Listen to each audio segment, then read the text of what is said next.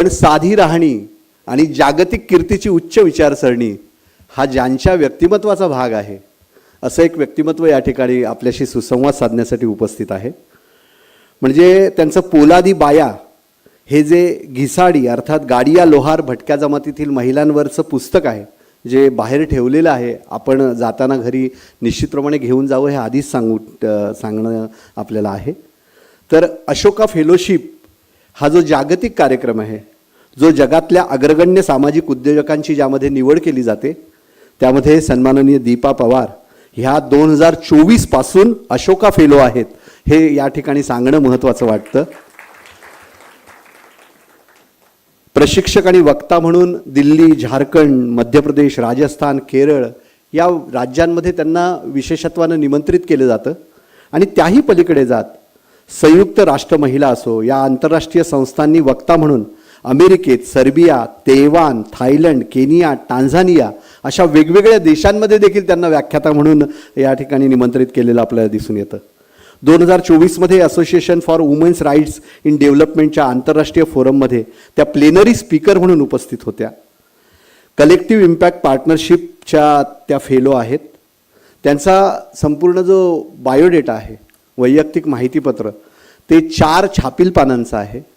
त्यामधल्या काही महत्त्वाच्या नोंदी सांगणं मला महत्त्वाचं वाटतं. कारण 2024च्या विस्कॉप साहस पुरस्काराच्या त्या विजेत्या आहेत, ज्या दक्षिण आशियातील महिलांच्या शांतता आणि सुरक्षेतील नेतृत्वाच्या 25 वर्षानिमित्त हा पुरस्कार त्यांना प्रदान केलेला आहे. 2022मध्ये त्यांना प्लॅन इंडियाकडून last mile champion for girls rights पुरस्कार मिळालेला आहे. 2021मध्ये मराठा फेरेल मोस्ट प्रॉमिसिंग इंडिव्हिज्युअल अवॉर्ड मिळालेला आहे. 2018मध्ये C2 foundation women exemplar award मिळालेला आहे, जो माजी उपराष्ट्रपती व्यंकय्या नायडू यांच्या शुभ हस्ते सन्मानित झालेले आहे. 2019मध्ये त्यांना अवंतिका राज्य पुरस्कारानं सन्मानित केलेलं आहे. फ्री प्रेस जर्नलनं त्यांना एंजल्स ऑफ मुंबई या अवॉर्डनं सन्मानित केलेलं आहे. आणि अशा अनेक पुरस्कारांना केवळ भारतीय नाही तर आंतरराष्ट्रीय स्तरावर त्या मानांकित आहेत. अनुभूती ट्रस्टच्या त्या संस्थापक संचालिका आहेत आणि जातीविरोधी आंतरविषयक स्त्रीवादी दृष्टिकोनातून न्याय आणि समताधिष्ठित समाजाच्या निर्मितीसाठी त्या काम करताना दिसतात. सर्वार्थानं स्त्री चळवळीला किंवा महिलांच्या चळवळीला किंवा उपेक्षितांच्या चळवळीला एक न्याय देण्याचा प्रयत्न सातत्यानं दीपाजींनी केलेला दिसतो. आणि यामध्ये आंबेडकरी विचारधारा, समतेची विचारधारा घेऊन त्या पुढे चाललेल्या दिसून येतात. त्यांनी मंचावर येण्यापूर्वी आपल्या सर्वांना विनंती आहे की आपल्या मोबाईलचा रिंगटोन कितीही चांगला असला तरीही तो मध्ये वाजून वक्त्याचा रसभंग करणार नाही, श्रोत्यांचा रसभंग करणार नाही, याची कृपया आपण सर्वांनी नोंद घ्यावी. आपल्या सर्वांच्या टाळ्यांच्या गजरात दीपा पवार.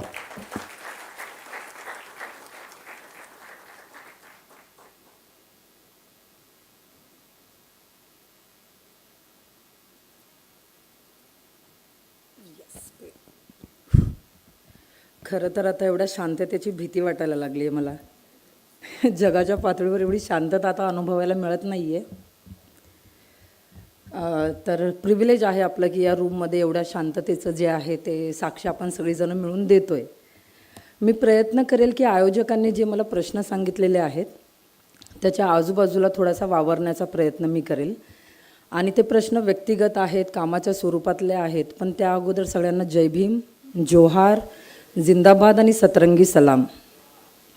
जोहार यासाठी मी म्हणते कारण का माझी पूर्वीची आयडेंटिटी, साधारण 75 ते 80 वर्षापूर्वीची आयडेंटिटी आमच्या समुदायाची ही आदिवासींची असावी होती. आणि काही बदल झाले जे टप्प्याटप्प्याने मी तुम्हाला सांगत जाईल. त्यानंतर आम्ही भटक्यांमध्ये येतो. या संपूर्ण रूममध्ये किती भटक्या विमुक्त समूहातून लोक आहेत माहिती नाही.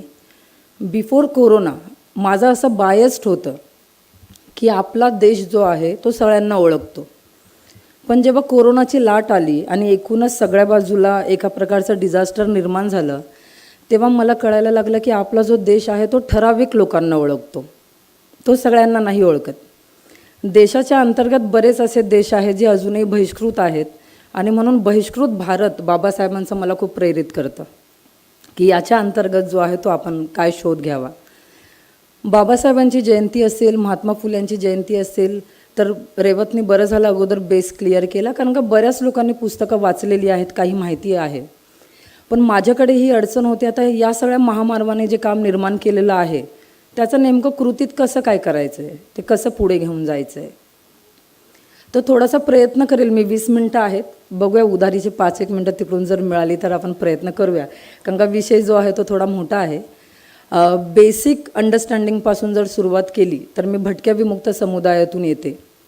तुमच्या आजूबाजूला दिसणारा जो काही समुदाय आहे, ज्याला म्हणावं की रस्सीवर खेळ दाखवणारी लोक आहेत, माकडाचे खेळ दाखवणारे लोक आहेत, स्मशानामध्ये मशानजोगी नावाचा समुदाय राहतो, नाथपंथी डावरी गोसावी आहेत, वैदू आहेत, नट आहेत, पपेटचे शो दाखवणारी लोक आहेत.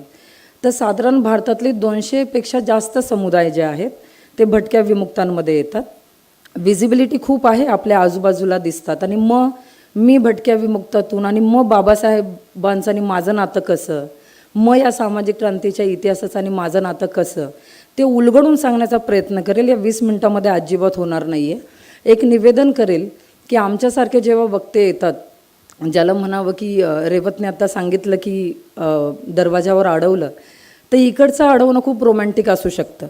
तर कदाचित रेवत इकडे कोट घालून तुला सलाम भेटू शकतो, पण प्रत्येक ठिकाणी नाही मिळू शकत, कळतंय. तर ती अडचण आहे की प्रत्येक ठिकाणी नाही मिळणार. स्ट्रक्चर व्यवस्था आहे जी तुम्हाला कपड्याच्या आतमध्ये पण घेरते. तुम्ही स्त्री आहात म्हणूनही घेरते, आणि तुम्ही स्त्री कोणत्या लोकेशनमधून आहात म्हणूनही घेरते. तुमचा रंग, तुमची भाषा, तुम्ही नेमकी कुठून ओळख ठेवतात, याच्या शोध मोहिमा ज्या आहेत त्या आपल्या देशामध्ये खूप जास्त सुदृढ आहेत, सकस आहेत. आणि त्या एवढ्या संशोधक आहेत, एवढ्या त्या खोज मोहिमा त्याच्या आहेत की त्याच्या तावडीतून म्हणजे सुटणं हे तेवढं असं सोपं नाही आहे. आणि मी हे माझ्या आयुष्यामध्ये पाहिलेलं आहे. म्हणजे शिवडीच्या ब्रिजवर माझं घर होतं, शिवडीच्या पुलाच्या बाजूला, आणि मी तिकडे 30 वर्ष राहिलेली आहे. म्हणजे पुलावरून जाणारी 1000-2000 माणसं, 10,000 माणसं, खूप जो आहे तो राबता असलेला, लोकांचा राबता असलेला जो ब्रिज, आणि जो आत्ता न्हावा शिवाच्या प्लॅनिंगमध्ये आमची सगळ्यांची घरं तोडून आम्हाला बाहेर काढलं, तिकडे मी 30 वर्ष राहिलेली आहे. तर मी तळागाळात गाडून ठेवलेले समुदाय, ते संयुक्त राष्ट्रसंघ, असं सगळं पद्धतशीर पाहत असताना एक गोष्ट मला सारखी जाणवते की बाबासाहेबांनी का आत्मसन्मानाबद्दल सांगितलेलं आहे, कळतंय प्रत्येक ठिकाणी, की आत्मसन्मान जो आहे तो उधार घेता येणार नाही आहे. आत्मसन्मान हा कमवावा लागणार आहे, आणि ज्यांनी कमवून ठेवलेला आहे तो गमवायचा नाही आहे, जे सामाजिक क्रांतीच्या इतिहासामध्ये लिहिलेलं आहे. मला बऱ्याच वेळेला महामानवांबद्दल बोलताना खूपच म्हणजे बर्डन येतं की खरोखर तेवढी उंची आहे का की मी समोर यावं आणि माईकच्या समोर महापुरुषांच्या पुस्तकांबद्दल तुम्हाला काही सांगा. मग मला खूप दडपण येतं या गोष्टींचं, कारण का या सगळ्यांनी जी कामं करून ठेवली आहेत ती फक्त प्रेरणास्त्रोत आहे. ज्याला म्हणावं की याला बघून आपल्याला पुढे जायचे, ती तिथपर्यंत आहेत की ती काही अकाउंटेबिलिटीची पण आहेत, ती काही जबाबदेहीची पण आहेत, असं सतत मला वाटत राहतं. आणि हे सगळं करत असताना मी काय करते, तर माझा जन्म शिवडीचा आहे. आणि तुम्ही जर रस्त्याच्या किनारी बघितलं असेल की लोखंडाची अवजाराने हत्यारं बनवणारी एक कम्युनिटी आहे, ज्याला तुम्ही गाडिया लोहार म्हणता किंवा घिसाडी म्हणता, त्या समुदायातून मी येते. मला भट्टीवरची कामं उत्तम जमतात. कोळसा किती प्रकारचा असतो, भट्टी कशी लावतात, भाता कसा फुकतात, गिरायकांशी कसं बोलतात, तो माल बाजारपेठेमध्ये कसा विकतात, हे सगळं मला खूप उत्तम येतं. पण काही उदाहरणाने मी तुम्हाला सांगते की का सामाजिक क्रांतीच्या इतिहासाशिवाय पर्याय वाटत नाही, आणि आपल्या अडचणी पण काय आहेत. जसं आता या रूममध्ये बसलेली जी लोकं आहेत, याच्यामध्ये क्वचितच असं कोणी असेल जे बाबासाहेबांना थोडंसं दूर रेटतं. सगळे बाबासाहेबांना कवेत घेणारे आहेत. अडचणी ह्या आहेत, जो मध्य स्तरावर बसलेला समुदाय आहे, ज्याला कोणी त्या साईडला ओढू शकतं, द्वेषाचं राजकारण शिकू शकतं, नफरतीचं विष पाजू शकतं, त्यांचा कडेलोट होत आहे.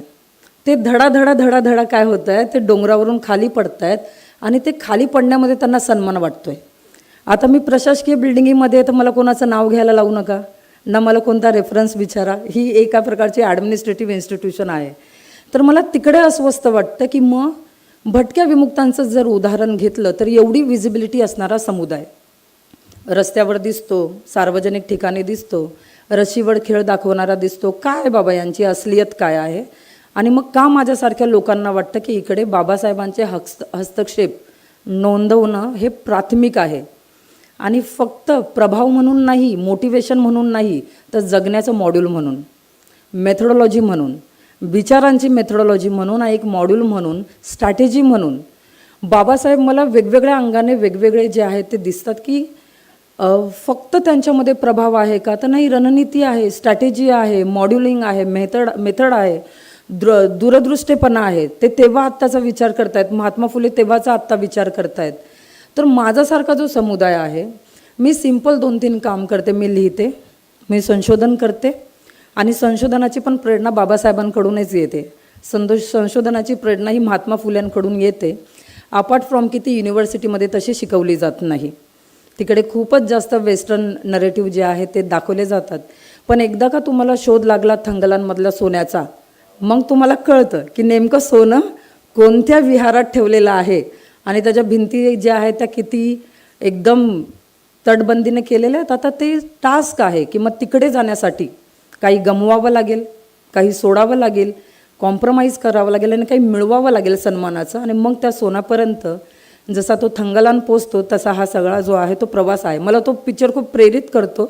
त्या फिल्ममधला थंगलान मला माझा बापच वाटतो, दुसरं कोणी वाटत नाही. कारण का आमच्या भटक्यांमधले लोक अशीच आहेत. त्यांच्यामध्ये पेट्रियार्कीच्या, पुरुषप्रधानतेच्या झळा जेवढ्या मुख्य धारेत आहेत त्यापेक्षा त्या कमी पोचलेल्या आहेत. तर या गोष्टी सगळ्या बघत असताना, लिहत असताना, संशोधन करत असताना, संस्थेचं काम करत असताना आणि वेगवेगळ्या ठिकाणी जाऊन मांडणी करत असताना काय जाणवतं, तर मला अशा गोष्टी जाणवतात की भारताचं जे रिप्रेझेंटेशन आहे ते वरच्या मूठभर लोकांसाठी होतं आहे. स्पष्ट सांगायचं झालं तर बाहेरच्या देशांमध्ये इकडे जे पहिल्या बाकड्यावर होते ते तिकडेच पहिल्या बाकड्यावर आहेत मोठ्या प्रमाणात. मग इकडचा शेवटचा बाकडा जेव्हा बाकडा डोक्यावर घेऊन तिकडे चालत जातोय, बाकडा सोडायचा नाही आहे. कारण का माहिती आहे तिकडे खाली बसावं लागेल, तिकडे जे ते फेकून दिलं जाईल. तर इकडे नुसते उठलो आणि मग पुढे गेलो आणि पुढे सरसावलो असं काही ते चित्र नाही आहे. काही धावत सुटत आहेत, एक्सप्रेस हायवे आहेत. इकडे जे जसं आमचं पोतराच असतोय ना, आमच्या चिंध्या विकणाऱ्या बाया, त्यांना जर तुम्ही मिटिंगला बोलवलं संस्थेच्या, तर आम्हाला बाहेर सगळे चिंध्याची बोचकी ठेवावी लागतात. मग आम्ही तायांना विचारतो की ते चिंध्याचं बोचकं तरी घरी ठेवून यायचं होतं. मग ते बोलतात मिटिंगला नसते आली मी, चिंध्याचा बोचका कसं घरी ठेवून यायचं, त्याच्यावर खातोय. मग ते घेऊन येत आहेत, कळत आहेत. तर हे सगळं बघत असताना काय वाटतं की शेवटचा जो बाकडा आहे त्याला सुटसुटीत अंगाने चालण्याचं जे आहे तो स्कोप नाही आहे. त्याला बाकडा डोक्यावर घ्यायचा आहे आणि मग चालायचं आहे. आणि मग तो बाकडा जर ठेवायला जागा नाही मिळाली तर तो बाकडा बराच तास डोक्यावर पण घ्यायचा आहे. बराच तास, महिने, वर्ष तो डोक्यावर घेण्याची जी आहे ती वेळ असू शकते. 2-3 मुद्द्याच्या आसपास मी काम करते आणि मला काय फरक जाणवतात. मला संस्थेचं प्रमोशन अजिबात आवडत नाही, कारण का कामच एवढं इमानदार आहे की लोकच प्रमोशन करतात. मला वेगळं त्याचं जे काय आहे ते करावं लागत नाही, लोक घेऊन जातात त्या कामाला.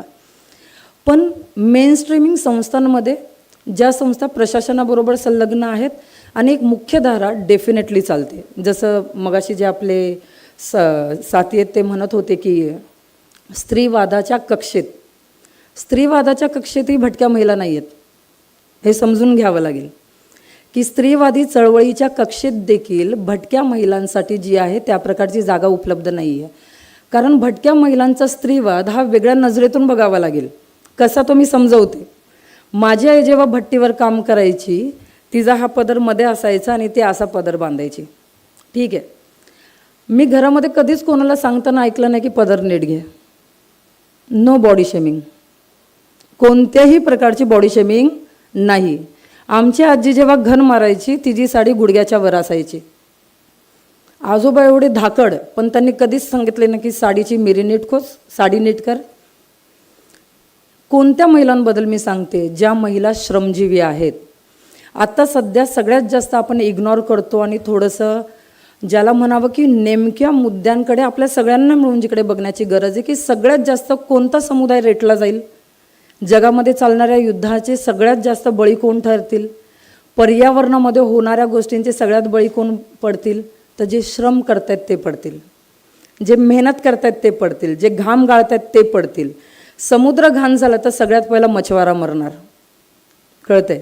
मुंबई साफ करायची असेल तर सगळ्यात पहिला कोळी, भंडारी आणि आग्र्यानं हाकलणार जर ती जमीन पाहिजे असेल. जर समुद्र गिळंकृत करायचा आहे, समुद्राला एलिट बनवायचं आहे, समुद्राला जर मॉल बनवायचं आहे, तर मग समुद्रावर प्रेम करणारी लोक नाही चालणार.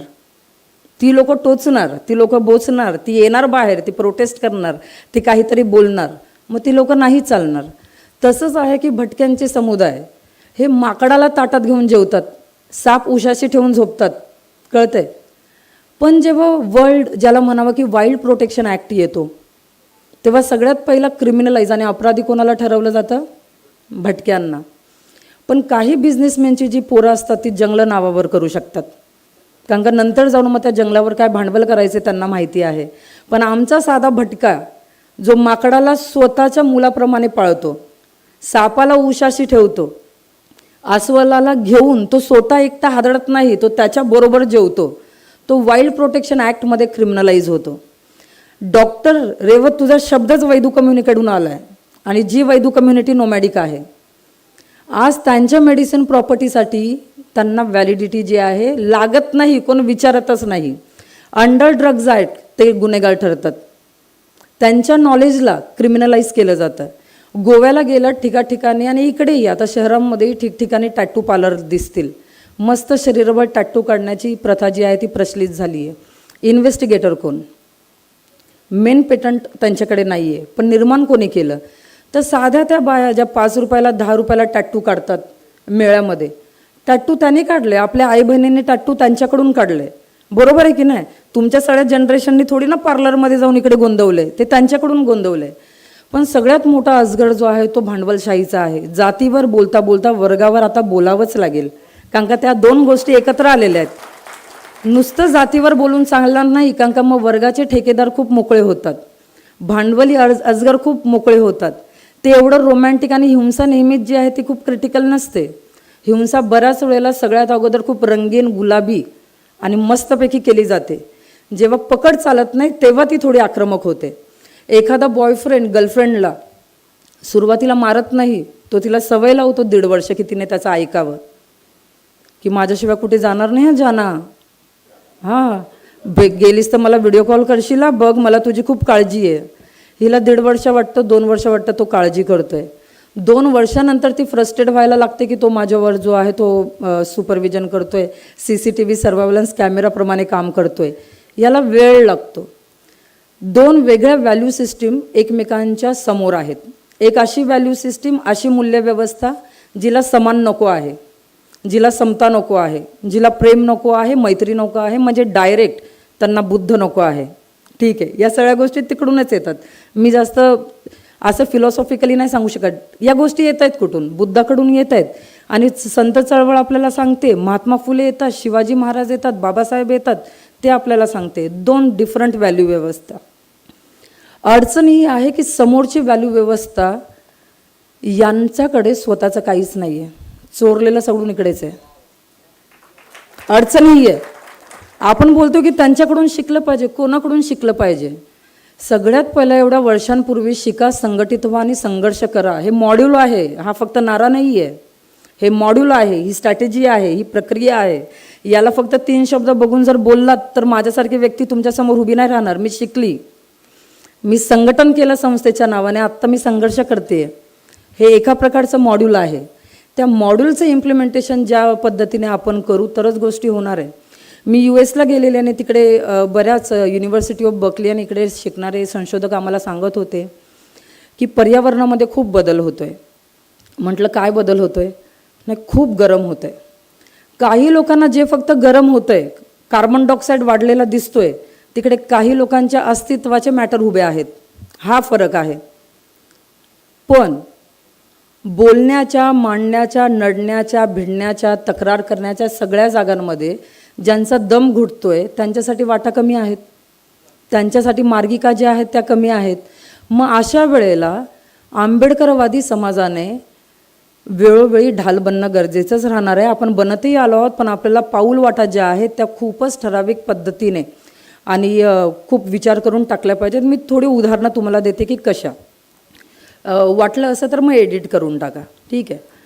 मग काय करणार आता? अडचण अशी आहे ना की भटक्यांचे प्रश्न हे फक्त मुळमुळीत नाही, तसे तर कोणाचेच नाही आहे. पण भटक्यांचे प्रश्न बघा कोणते? Right to work, housing, water. भटक्यांच्या पालावर ग्लास भरून पाणी पिण्याची हिंमत दाखवा, ग्लासाला गटराचाच वास येणार पाण्याला, कळतंय. मग मला असं वाटतं की जे मॉड्यूल्स आणि मेथड आपल्यासमोर आहे त्याचे किल्ले धडाधडा उद्ध्वस्त केले जात आहेत.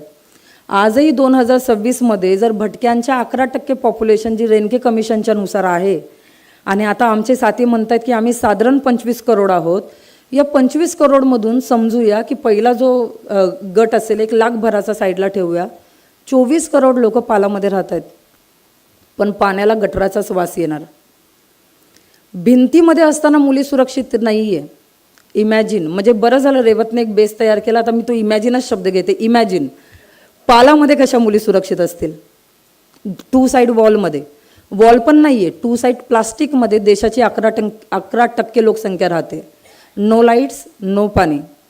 म्हणून मी प्रिव्हिलेज लोकांना बऱ्याचदा सांगते की घरी जाऊन जो नळ उघडतात त्याच्यासाठी 11% भारताची लोकसंख्या संघर्ष करते की त्यांच्या घरामध्ये ती पाईपलाईन यावी. जेव्हा प्रशासकीय लोकांच्याकडे जातो तेव्हा त्यांच्या नक्षावर आम्ही नाही आहोत, त्यांच्या कार्यक्षेत्रात आम्ही नाही आहोत. भारताची 11% लोकसंख्या आहे, ती देशाची लोकसंख्याच नाही आहे, जनसंख्याच नाही आहे. कशी नाही आहे सांगू का? भटक्यांची मोठ्या प्रमाणामध्ये ॲट्रॉसिटी होते. मी हे का बोलते? कारण का मला हा वेळ आणि इकडे जमलेली 100 लोक यांचा वेळ जो आहे तो माझ्यासाठी खूप महत्त्वाचा आहे. तुम्ही 100 लोक 150 लोक या रूममधून बाहेर गेल्यावर भटक्यांकडे सन्मानाने बघायला लागलात तरी माझं सक्सेसफुल आहे आजचं लेक्चर. कळतंय? तर ज्ञान तुम्ही अचीव करा पुस्तकं वाचून. ठीक आहे, मी तुम्हाला सांगते की बाबासाहेबांनी जे सांगितलेलं आहे ते खूप मोठ्या प्रमाणात अपूर्ण आहे. माझा आणि बाबासाहेबांचा संबंध काय? साधारण मला आठवते की मी 15-1 वर्षाची असेल आणि चैत्यभूमी, बाबासाहेब आमच्या घरात नाहीत बरं का. बाबासाहेब आमच्या घरात नाही, भटक्यांच्या घरामध्ये बाबासाहेबांचा फोटो नाही.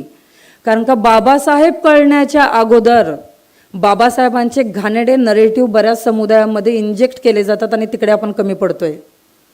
बाबासाहेब पोचण्याच्या अगोदर अशी फळी काम करते की जिकडे बाबासाहेब कोण होते हे फेक नरेटिव्ह पसरवणारी फळी जी आहे ती तिकडे काम करते. चैत्यभूमीच्या इकडे मी हरवली, मी बोरवली नॅशनल पार्कवरून येत होती आणि हरवली आणि मी भटकली तिकडे. पुस्तक वाचनाची मला खूप आवड होती. जेव्हा तुम्ही बोलत होता वानखेडे सर, माझ्या आयुष्याची सुरुवात लायब्ररीपासून झाली आहे. फक्त ती लायब्ररी एवढी छान नव्हती, ती आमच्या भट्टीच्या बाजूला मी 700 पुस्तकं ठेवायची आणि वयाच्या 14व्या वर्षापासून प्रथम संस्थेमध्ये काम सुरू केलं आणि 6 महिन्यामध्ये 700 पुस्तकं वाचून काढली. म्हणजे एका दिवसामध्ये किती पुस्तकं वाचली? 6 महिन्यामध्ये 700 पुस्तकं मी वाचून काढली. का माहिती आहे? कारण का बरीच मुलं घाबरतात की हे पुस्तक परत नाही भेटलं तर वाचनामध्ये मी ठीक होती, आवड होती, पण त्या संपूर्ण लायब्ररीमध्ये मला कुठे बाबासाहेब भेटले नाहीत. इतर भेटले ज्याचा मला खूप उपयोगच झाला.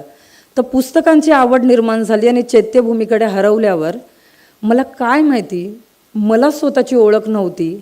खिशामध्ये 25-30 रुपये होते आणि तिकडे रस्त्यावर पुस्तकं मांडलेली होती. आणि खरं सांगू का, मी बाबासाहेबांचा राग करायची. खरं सांगते तुम्हाला, मी 12वीला फर्स्ट क्लास होती, इकॉनॉमिक्समध्ये टॉप होती आणि सोशल सर्व्हिस लीग हायस्कूलमधून पासआउट होती. मी ड्रॉप झाली, पुढचं शिक्षण झालं नाही. तर मला सगळ्यांनी सांगितलं बाबासाहेब. मी म्हटलं घेते यांचं पुस्तक, कळते, घेतलं 25 रुपयाचं पुस्तक. 3ऱ्या-4थ्या पानावरच लिहून ठेवलेलं आहे. माझ्या आयुष्यामध्ये मला पहिला माणूस असा सापडला ज्यांनी त्याच्या पुस्तकामध्ये भटक्या विमुक्तासाठी लिहून ठेवलेलं आहे. ही अडचण कळते.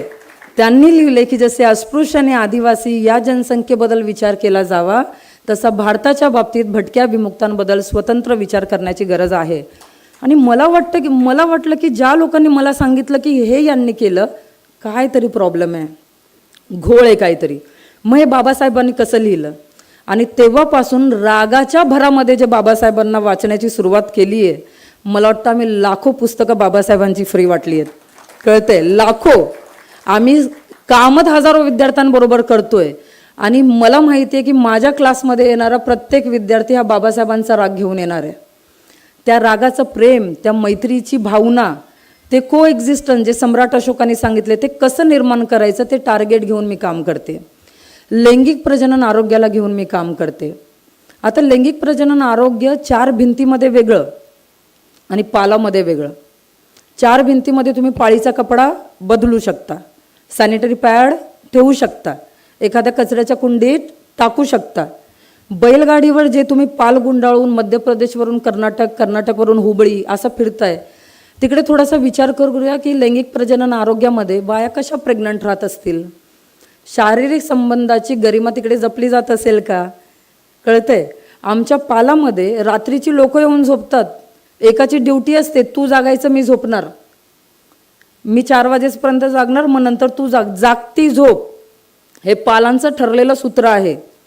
तिकडे प्रेग्नन्सी, तिकडे डिलेव्हरी, तिकडे पाळी, तिकडे ऑबोशन, मिसकॅरेज, टॉयलेट. आम्ही ठाणे डिस्ट्रिक्टचा संपूर्ण सर्वे केला सर. टॉयलेट फॉर टेंट्स, एकही टेंट्सवर टॉयलेट नाही. आणि त्याच्या अगोदर आपल्या मुख्यमंत्र्यांनी अनाऊन्स केलेलं free open defecation free Mumbai, open defecation free Maharashtra. तर जेव्हा रिसर्चमध्ये एक समुदाय, एक नाही असे बरेच समुदाय गाळले जातात, मी माझ्या समुदायाला ॲडव्होकेट करेल, तर मग नेमका भारत हा दिसतो कसा? जसं आता पण आपण बघत होतो तिकडे भारताच्या खालचे 2 टिंब नाही आहेत, ते कदाचित आपल्याला जर असतील तर आपल्याला ते ॲड करावे लागतील. भारताच्या खाली 2 टिंब आहेत, ते मे बी आपल्याला ॲड करावे लागतील. पर्यावरणीय बदलाला घेऊन झाडं तुटतात, तर ती फक्त झाडं तुटत नाही आहे, लाईव्हलीहूड तुटतं आहे. ते फक्त गरमी होणार नाही आहे, वाटसरूंना सावली मिळण्यापुरता तो बिझनेस नाही आहे. तिकडे काय होणार आहे, म्हणजे आम्ही बघतो की दोन्ही तिन्ही विषय जर मिक्स करून सांगायचे की आमच्या इकडे बायांची, म्हणजे ऊसतोड कामगार महिलांबद्दल सगळ्यांना माहिती आहे, त्या कोण आहेत? भटक्या, नोमॅडिक DNTs, त्या मोठ्या प्रमाणात नोमॅडिक आहे. इकडे बसलेल्या लोकांना माहिती आहे का नोमॅडिक आणि डिनोटिफाईड ट्राईब? खरं खरं सांगा, काही प्रॉब्लेम नाही आहे. नाही माहिती आहे ना? बरं, मला एका प्रश्नाचं उत्तर द्याल की भारताच्या स्वातंत्र्यासाठी सगळ्यात पहिला फासावर जाणारे कोण? बिरसा मुंडा. ठीक आहे, पण पुस्तकांमध्ये ज्यांना शिकवले ते कोण? मंगल पांडे. माझाही असाच गैरसमज होता. मग बाबासाहेबांची प्रेरणा घेऊन लागलो पानचाळायला, समजतंय नाही समजत आहे, भाषा समजत नाही, प्रयत्न करतोय, असे नोट्स काढून ठेवतोय की एखादा शब्द नाही समजला तर त्याला रेफर करावं. मग मी वाचलं की आम्ही जेव्हा वर्गामध्ये बोलायचो, माझी भाषा मराठी नाही बरं का, माझी भाषा मराठी नाही, माझी भाषा घिसाडी आहे, नंतर माझी सांकेतिक भाषा सॅक्रेट लँग्वेज आहे, आरशी पारशी, मग मराठी आहे आणि मग हिंदी आहे. तर मराठीपर्यंत पोचायला मला वेळ लागलेला आहे. तर आम्ही जेव्हा आमच्या शाळेमध्ये आमच्या भाषेत बोलायचो तर आम्हाला टीचर बोलायचे की कोणत्या भाषेत बडबड करता. ठीक आहे, माझं गिल्टमध्येच आयुष्य गेलं 12वीपर्यंत. मग आंतरराष्ट्रीय माझे दौरे घडायला लागले. मग मी बघितलं आणि तिकडच्या सगळ्या कार्यकर्त्यांबरोबर जेव्हा बोलली तेव्हा मला कळलं की माझ्या वर्गामध्ये सगळ्यात जास्त भाषा येणारी मी होती. मग कोण होतं? येणारे मराठी होते, जास्तीत जास्त हिंदी होते. मला पारधी समजते, मला बंजारा समजते, मला लमाना समजते, घिसाडी समजते, हिंदी, मराठी, इंग्लिश, जास्त कोणाला भाषा येत आहेत. पण 12वीपर्यंत जाईसपर्यंत हे जे डिसऑनर होतं, असे खूप डिसऑनर आहेत. ठीक आहे, हे जे डिसऑनर होतं ते कोणत्या व्यवस्थेतून आलं? गैरसन्मान पेरला जावा तो कोणत्या व्यवस्थेतून आला? तर स्पष्ट सांगायचं झालं तर तो मनुवादी व्यवस्थेतून आला, मनुस्मृतीतून आला, एक ब्राह्मणिकल सर्वायवलन्समधून आला. कळते की बाकीचे जे आहेत त्यांनी दचकून कोपऱ्यात बसता, थोडं सरकून, थोडंसं पुढे आला तर कळतंय का, हा त्या आवाजातून आला. कारण का मी पण, मला का नाही वाटलं की मी सांगावं सरांना जाऊन की सर तुम्हाला घिसाडी येते का? तुम्ही तुमच्या घराबरोबर अशा भाषेत बोलू शकता का की तिसऱ्या व्यक्तीला कळणार नाही? आम्ही बोलू शकतो, आम्ही शिव्या पण देऊ शकतो. आम्ही जेव्हा हसून आमच्या भट्टीवर बोलत असतो तेव्हा गिरायकाला 2 शिव्या देतो, त्याला कधीच कळत नाही, आजपर्यंत कळलेलं नाही. पण मला हे कळलं की मग हे का निर्माण झालं? दमनच एवढं झालं की भटक्यांना स्वतःच्या सांकेतिक भाषा निर्माण कराव्या लागल्या. शोषण एवढं झालं की भाषेच्या निर्मित्या कराव्या लागल्या.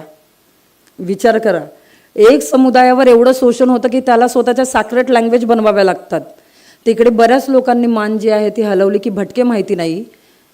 भारताच्या स्वातंत्र्य संग्रामामध्ये सगळ्यात पहिला ऑलमोस्ट फासावर जाणारे उमाजी बहिर्जी नाईक होते. ते रामोशी समुदायातून होते. त्यांचा इतिहास पुस्तकं शिकवणार नाही, थोडं जड जाईल, कारण का ते डायरेक्ट शिवाजी महाराजांचे जवळकीक होते, मैत्री त्यांची होती.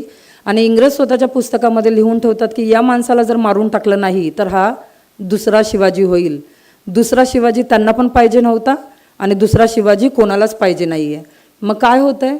मग ॲट्रॉसिटी होते. उमाजी बहिर्जी नाईक यांना फासावर चढून खडकमाळ येथे 3 दिवस लटकवण्यात आलं की परत देशप्रेमासाठी कोणी जे आहे ते बाहेर येऊ नये. आता ही झाली हिस्ट्री. काही लोकांना माहिती असेल, मला पंचायत पडली की मला का नाही शिकवले गेले उमाजी नाईक? ते एज्युकेशन पोल्युटेड आहे, प्रदूषित आहे, शिक्षण प्रदूषित आहे. ते 100-150 लेकरांमध्ये बसलेल्या लेकरांना शिकवतायत की तो शेवटचा बाकडा तुमच्यासाठी आहे, तुम्ही तिकडेच बसायचं. आणि त्या शेवटच्या बाकड्यावरची लोक सांस्कृतिक स्तरावर, आर्थिक स्तरावर, राजकीय स्तरावर, अभिव्यक्तीच्या स्तरावर जेव्हा ड्रॉपआउट होतात तेव्हा पहिला बाकडा टहाका मारून हसतो की अरे रे रे लायकीचेच होते, ते कधी सुधारणार होते, ते तिकडेच राहणार होते, त्यांना कुठे कळतंय. तर हा जो टहाका मारणारा बाकडा आहे त्या बाकड्याला क्वेश्चन करणं खूप जास्त गरजेचं आहे की शेवटच्या बाकड्याची अकाउंटेबिलिटी कोणाची, किती वर्षापर्यंत जे आहे ते अशा प्रकारे जे आहे ते चालावं. आणि उमाजी नाईक हे प्रणेते होते स्वातंत्र्याच्या जाहीरनाम्याचे की ज्यांना ब्रिटिश देखील घाबरले होते. मी याला ब्रीफ करून पटकन सांगते, पण प्लीज तुम्ही याला व्हिजिट केली पाहिजे. ते स्वातंत्र्याचा जाहीरनामा काढतात आणि मंगल पांडे जेव्हा स्वतःच्या युवा अवस्थेमध्ये होते त्यावेळेला उमाजी नाईक फासावर चढतात.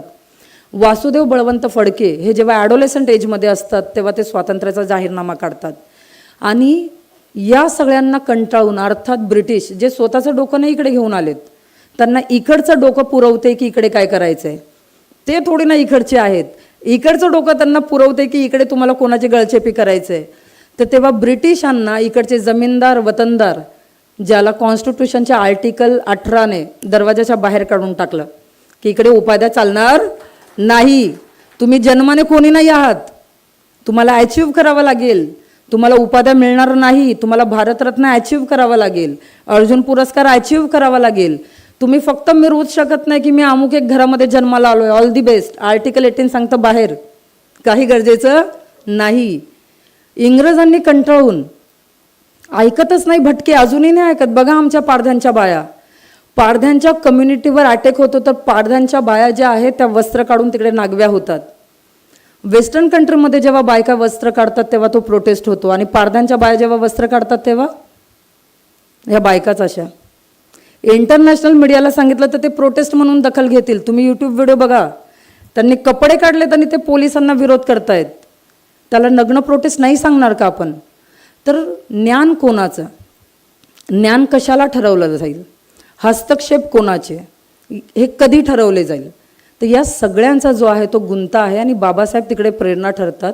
1871 ब्रिटिश इकडच्या वरच्या थरातल्या व्यवस्थेबरोबर मिळून, आता मला मी खूप शब्द काढून टाकलेत, नेमकं काय म्हणायचं, तर जो वरचा थर आहे, जो वरचा थर 2,500-3,000 वर्षापासून वरचा आहे, त्यांच्याबरोबर मिळून इकडच्या 198 कम्युनिटी ज्या आदिवासी आहेत त्यांच्या against criminal tribe act form करतात, जनजाती गुन्हेगारी कायदा. काय करतो तो कायदा तेव्हा? आता तुम्ही सांगाल त्या कायद्याने काय होणार? मग मनुस्मृती तर अजूनही त्याचा फॉक बाकी आहे, धुराळा बाकी आहे, जात नाही आहे, नाकतोंडामध्ये आहे, दम घुटवतोय. तसाच तो कायदा आहे की तो सांगतो की संचार करणार नाही.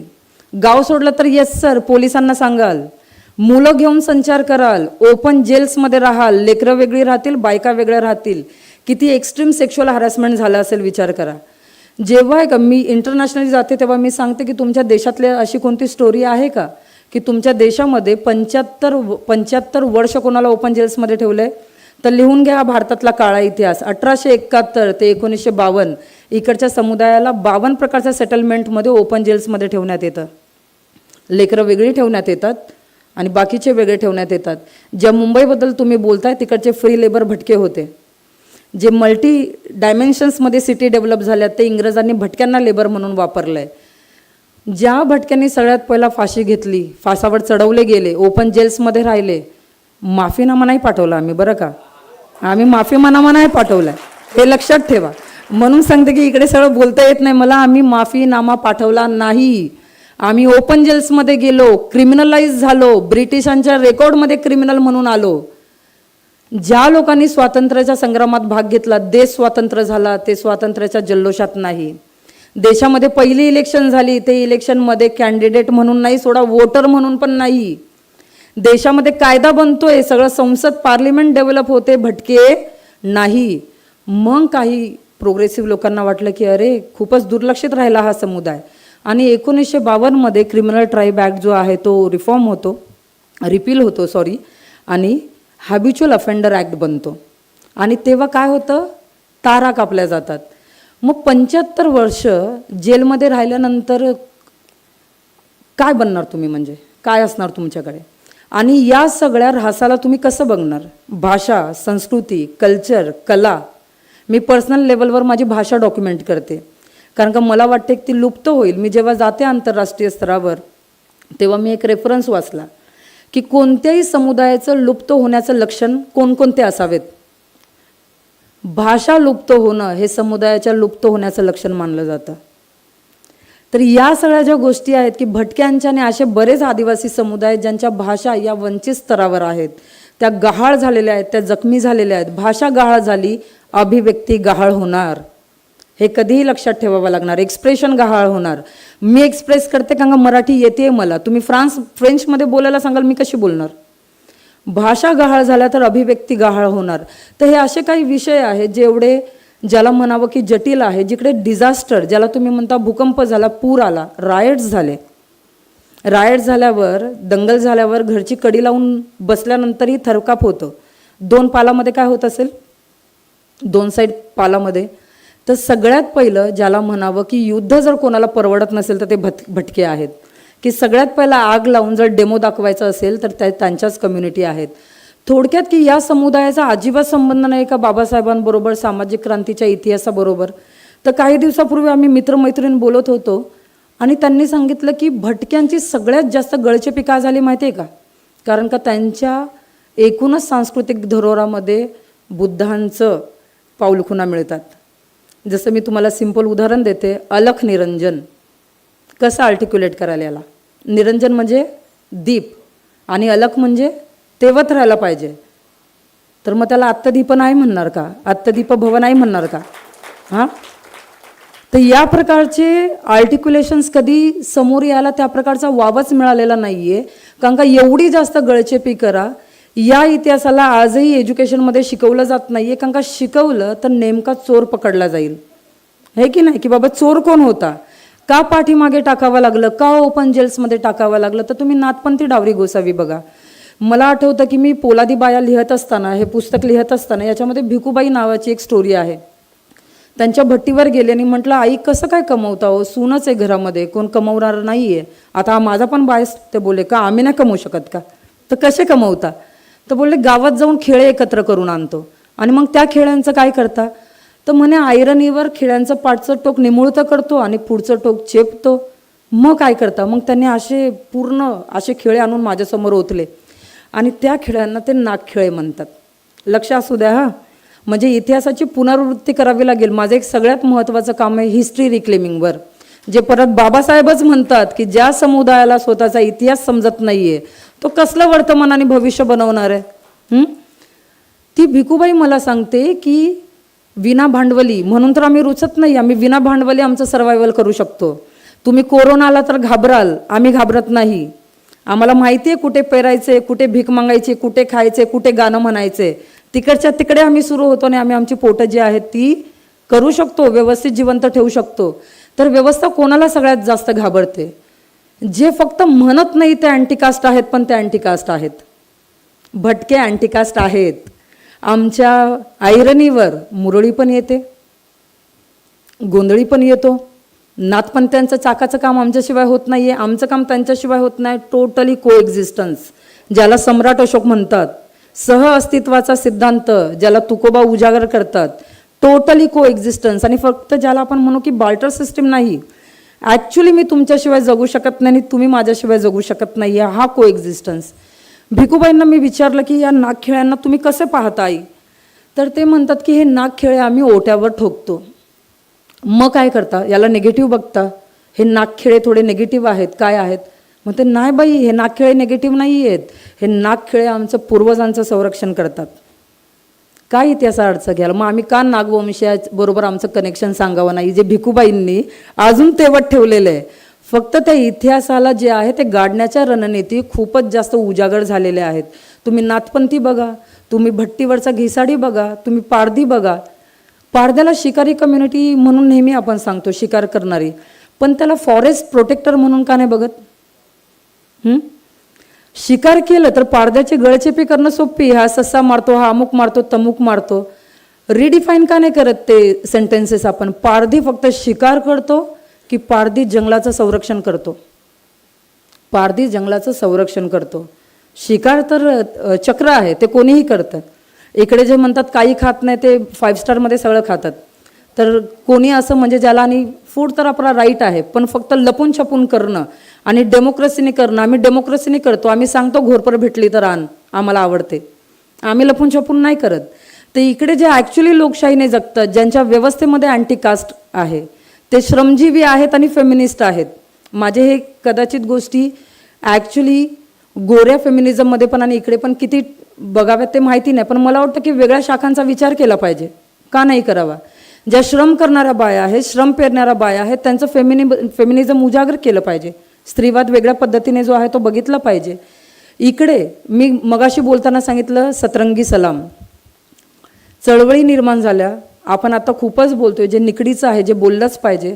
पण तुम्हाला मी सांगते की आमच्या घरामध्ये हिजडा समुदायाचा व्यक्ती आमच्या ताटात जेवू शकतो. आमचे कोणतेही रिच्युअल्स, भले त्याच्यामध्ये पेट्रियार्कीची आणि पुरुषप्रधानतेची आवरणं आहेत, पण त्याला मी मटेरियलिस्टिक वापरत नाही. हे घे 101 आशीर्वाद द्यानी जा, आम्ही त्याला बाहेर काढत नाही. तो आमच्या कम्युनिटीचा भाग असतो. तर जेंडरच्या दृष्टिकोनातून, सेक्शुअलिटीच्या दृष्टिकोनातून, लैंगिकतेच्या दृष्टिकोनातून या समुदायाने या समुदायाला सांगितलं की लैंगिकता म्हणजे काय. कसं रे बाबा, खरं कसं म्हणावं? आता इकडे माझे जोडीदार बसलेत. माझ्या मुलाला जन्म दिल्यानंतर मी त्याला पाहिलंच नाही आहे, त्यानेच वाढवलं आहे. आणि हे खूप कॉमन आहे आमच्या इकडे. भटक्यांमध्ये या गोष्टी तुम्हाला पारधी बाप दिसेल रस्त्याच्या कडेला, जो खांद्यावर मूल घेतो, आई गजरे विकते, तो मुलाला सांभाळतो, मग परत देतोय तिच्याकडे, आपटतोय, परत जातोय. थोडक्यात सांगायचं झालं तर मला ग्लॅमराईज नाही करायचे. अडचणी आमच्याही खूप आहेत. पितृसत्तेची मुळं खूप घट्ट असतात, ती अशीच नाही आहेत आणि ती आमच्याकडे पेरलेली आहेत. पुरुषप्रधानता खूप घट्ट आहे, कास्टसिझम खूप घट्ट आहे, क्लासिस्ट असणं खूप घट्ट आहे, ते आमच्याकडेही पेरलं जातं. पण आमची नाळ थोडीशी वेगळी आहे. आम्ही भांडवली नाही, आम्ही आमचं सर्वायवल करू शकतो, त्याच्यामुळे खूप जोखड होते. आणि मग इकडे मी बरोबर 3-4 मिनटात थांबायला पाहिजे मला, पण ते बोलतच नाही, म्हणून मी बोलत चालली आहे. काय बोलत नाही आहे ते, मग मी म्हटलं ठीक आहे, मी प्रिव्हिलेज घेते त्याचं. तर माझं काम कसं चालतंय, शतकानुशतके बाबासाहेबांना मी कसं बघते माझ्या लोकेशनमधून. बाबासाहेबांनी आणि शिवाजी महाराजांनी, महात्मा फुल्यांनी आपल्याला सगळ्यात पहिला दिलं धाडस, करेज. शतकानुशतके जी व्यवस्था करेज काढून टाकते, हिंमत काढून टाकते की गेल्यावर खुर्चीवर बसायचं की बिथरायचं, असं बसू की नको बसू, अच्छा माझ्या कपड्याकडे बघतोय की चपलेकडे बघतोय, भाषेकडे बघतोय की रंगाकडे बघतोय, कळतंय. आणि नेमकं तुमच्या करेजचे स्ट्रेंथ कोणते आहेत हे आम्ही युवकांना शिकवतो. की तू जर नाथपंथी डावरी गोसावी असेल, तुला लाजायची गरज नाही. बाजूच्या पोराला विचार, बैल तुला 2 दिवस सांभाळता येईल का? आम्ही घरात सांभाळतोय. त्याला विचार किती भाषा येतात, त्याला विचार स्थलांतर करून जगणं. आज कर्नाटकची वेश, आमच्याकडे असे नाथपंथांची लोक आहेत ज्यांना संपूर्ण भारत पाकिस्तान फाळणीचा इतिहास माहिती आहे, कारण का ते त्यावेळेला भटकत होते. तर युवकांमध्ये करेज निर्माण करणं. दुसरं सगळ्यात महत्त्वाचं काम हिस्ट्री रिक्लेमिंग करणं. मी जेव्हा फेमिनिझम आणि स्त्रीवाद याच्याबद्दल बघत होती, लिमिटेड वाटतं मला, ज्याला म्हणावं खूप. आणि मग मी गेली, आपलं जुन्नरचं आपली कोणती लेणी, तिकडे आम्ही 400 काय 800 1000 मुलांना घेऊन गेलो आहे. जुन्नरची नाही नाणेघाट, जुन्नरची नाणेघाट, तिकडे एक रांजण ठेवलेलं आहे मोठं, जे गेलेलं असाल. मग तिकडचा इतिहास बघितला, काय बाबा इकडे, तर ते जे रांजण आहे ते नागनिका राणीचं आहे 2200 वर्षापूर्वी. फेमिनिझमची हिस्ट्री आजपर्यंत तिकडे गेलेली नाही आहे. मग पुढे जाल खाली, असं म्हणतात की वरतून पाहिलं तर मुंग्या चालल्यात, एवढे व्यावसायिक तिकडून जायचे. रस्ता कोणी बांधला माहिती आहे? नागनिका राणीने. टॅक्स कोणी घेतलं? नागनिका राणीने. चलन कोणी निर्माण केलं? मुद्रा होता तिच्या नावावर, नागनिका राणीने. मग मी स्त्रीवादी चळवळीचा फक्त 150-200 वर्षाचा इतिहास कसा मानावा आणि त्याला रिक्लेम का नाही करावा? 2200. मी गेली श्रीलंकेला, तिकडे मी संघमित्रा पाहिली, केस संपूर्ण काढलेली, अनेक राजा गुडघ्यावर बसून तिच्या हातातली पिंपळाचं जे झाड आहे त्याचं वृक्ष, काय प्रश्न आठवतंय मला, माहिती होतं. पण जेव्हा समोर आपण बघतोय, मी म्हटलं हे म्हणजे ही फर्स्ट फेमिनिस्ट आहे जी जहाजातून प्रवास करते आणि तिकडचा राजा गुडघ्यावर टेकतोय आणि झाड हातात घेतोय. फेमिनिझम समानतेच्या गोष्टी करण्याच्या पूर्वी ॲक्शन बेस अकाउंटेबिलिटी विचारते. ते संघमित्राने केलं, ते नागनिकेने केलं. आणि जेव्हा हा इतिहास मी बघते तेव्हा खूप जास्त गरजेचं आहे. मी कुडा लेणीला गेली. आम्ही साधारण 5,000 युवकांना आणि महिलांना लेणीवर घेऊन जातो आणि ऑन ग्राउंड रिसर्च करतो, अभ्यास करतो. कुडा लेणीवर गेली तेही 2000च्या आसपास असावी ती लेणी. त्याच्या आय थिंक 7व्या नंबरच्या लेणीवर, लेणी क्रमांक आठवत नाही, तिकडे रेवत त्यावेळेचं लिहिलेलं आहे की ही लेणी मकरस नावाच्या कराडच्या लोहाराने दान केली आहे. मग मी स्वतःला दरिद्री का समजावं? मी स्वतःला दळभद्री का समजावं? त्या डेमोक्रॅटिक इतिहासामध्ये जर माझी पायमुळं आहेत, आम्ही एवढे संपन्न आहोत की आम्ही तेव्हा लेणी दान करू शकतो. आम्ही त्या लोकशाहीच्या इतिहासाचा गाभ्यामध्ये आहोत जिकडे बुद्धिस्ट फिलॉसॉफीमध्ये आम्हाला तिकडे स्थान आहे. तर मग आम्हाला कोणी सांगितलं की तुम्ही नालायक आहात, नाकारे आहात, तुम्हाला काय कळणारच नाही? ते शोधून काढणं जे आहे ते खूप गरजेचं आहे. मेंटल हेल्थला घेऊन आम्ही काम करतो, मानसिक न्यायासाठी काम करतो, जे रेवच्या याच्यात पण आलं की मानसिक न्याय हा 30 सेकंडचा काउन्सिलिंगचा कार्यक्रम नाही आहे. तो 7-7 हजार सेशन फी घेण्याचा कार्यक्रम नाही आहे. तो काय आहे? ती बाबासाहेबांनी सांगितलेला आत्मसन्मानाचा संघर्ष आहे. छत्रपती शिवाजी महाराजांच्या कारकिर्दीमध्ये एकही सुसाईड सापडत नाही, एकही सुसाईड बाय एव्हिडंटली सापडत नाही. ते मला प्रेरित करतं. सावित्रीबाई विधवा काशीबाईची काउन्सिलिंग करते, तिला सुसाईडपासून परावृत्त करते. ते काउन्सिलिंगचं मॉड्यूल फक्त काउन्सिलिंग नाही आहे, ते जस्टिस इन्फॉर्म्ड काउन्सिलिंगच्या ज्या प्रक्रिया आहेत त्या आम्हाला प्रेरित करतात. आणि संपूर्ण अनुभूतीचं जे काम आहे त्या विचाराने चालतं. आणि शेवटचं मी 1-2 मिनिटात एंड करेल. मग आमचे चॅलेंजेस काय आहेत? चळवळ म्हणून काम करणं रॅडिकल आहे, समोर येऊन काम करू शकतो.